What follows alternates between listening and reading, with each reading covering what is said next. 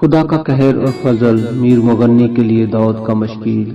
جب ادومی دویگ نے جا کر سول کو بتایا کہ داؤد اخیملک کے گھر میں داخل ہوا ہے، اے زبردست، تو شرارت پر کیوں فخر کرتا ہے؟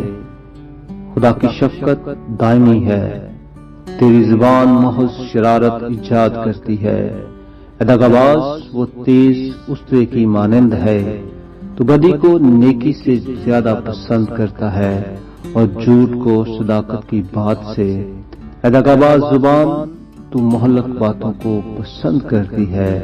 خدا بھی تجھے ہمیشہ کے لیے ہلاک کر ڈالے گا، وہ تجھے پکڑ کر تیرے خیمہ سے نکال پھینکے گا اور زندوں کی زمین سے تجھے اکھاڑ ڈالے گا۔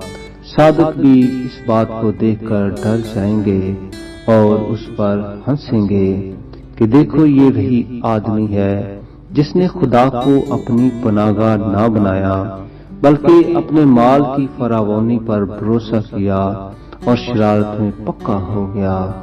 لیکن میں تو خدا کے گھر میں زیتون کے ہرے درخت کی مانند ہوں۔ میرا توکل عبدالآباد خدا کی شفقت پر ہے۔ میں ہمیشہ تیری شکر گزاری کرتا رہوں گا، کیونکہ تو ہی نے یہ کیا ہے، اور مجھے تیرے ہی نام کی آس ہوگی، کیونکہ وہ تیرے مقدسوں کے نزدیک خوب ہے۔ آمین۔